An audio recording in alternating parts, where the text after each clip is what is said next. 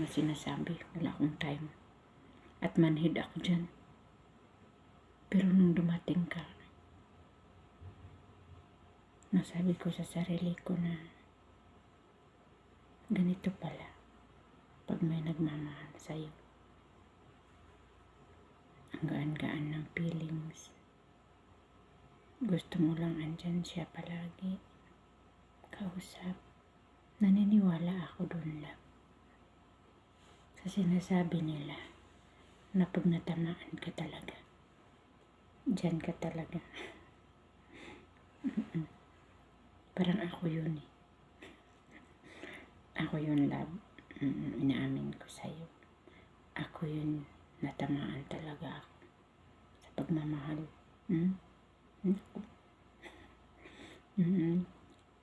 Dati-rati, sinasabi ko, ayaw kong magmahal kasi ayaw kong iiyak. Pero ngayon, naku, bakit kaya, love, naiiyak ako parati pag naiisip kita? Alam mo yung, pag naiisip kita, namimiss talaga kita sobra.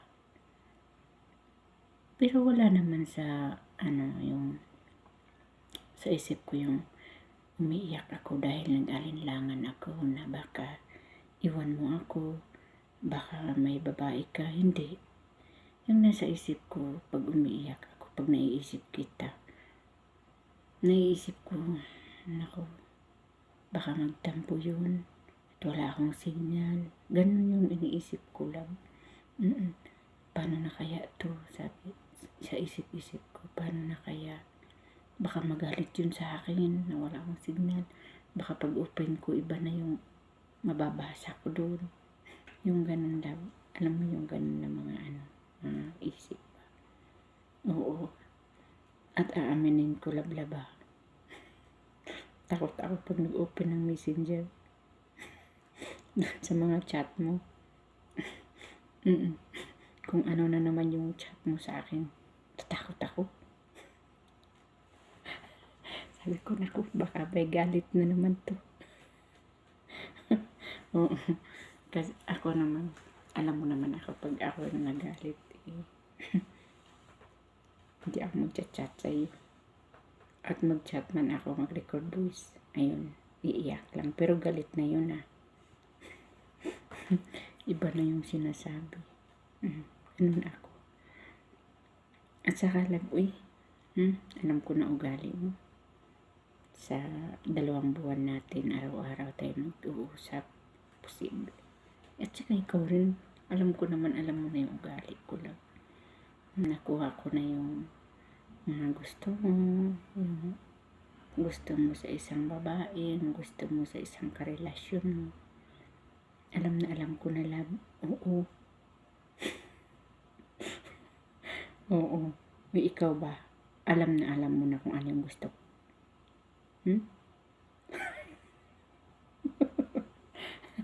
Alam na yan.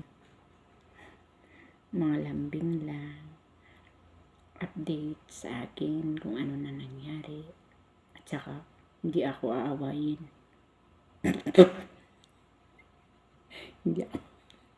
Hindi ako aawayin. Hindi, joke lang. Natural lang naman yun. Aawayin mo talaga ako kasi mahal mo ako. Aawayin din kita. Pero ako, kahit mahal ko yung isang tao, hindi ko aawayin. Hindi ako nang-aaway. Secret lang yung pag-aaway ko sa kanya. Hindi ko siya kikibuin.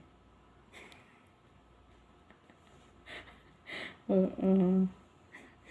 Namiss kita talaga. Sobra love ko. Araw-araw yan. Araw-araw. At saka, love, mas maganda yung nakalipat ka ng trabaho. Kasi kahit anong oras na, pwede ka makatingin-tingin sa cellphone mo. Strict to sa airport mo. Grabe. Ayun. Wala na sa airport si Love.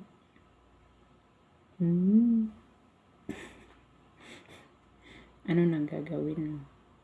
Pag uuwi ako, makikita ka nila dun. Pag sunduin mo ako. Te, joke lang, uy.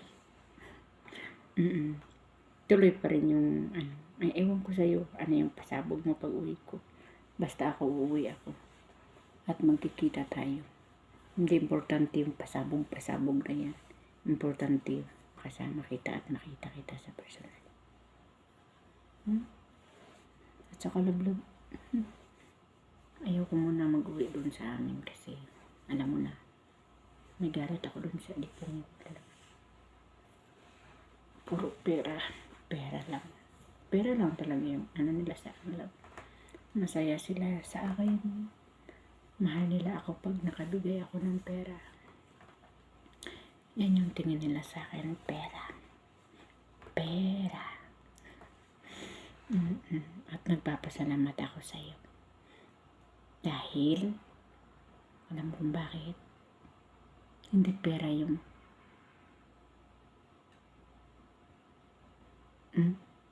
hindi pera yung involved sa atin, pagmamahal. Diba? Bilib ako sa iyo. Bilib na bilib ako sa iyo. Alam mo ba yun? Bilib na bilib ako sa iyo kasi bakit? Sa tuwing magbibigay ako sa iyo ng pera, nagagalit ka pa. Bakit? Yung iba, naku, pagkandara pa. Sabi mo, kailan ka ulit magpadala sa akin? Agoy. Bilib na bilib ako sa iyo, lablab. At ayaw kong pag-usapan niya about sa pera. Galit ako dyan. Pag about na sa pera kasi kahit anong mangyari, yung pera lilipas yan eh. Mauubos. Pero yung pagmamahalan ng isang tao, hanggang sa kamatayan yan, andyan yan. Yung pagmamahal mo sa isang tao, hindi mabibili sa anumang kayamanan. Pera, kahit ilang milyon pa yan.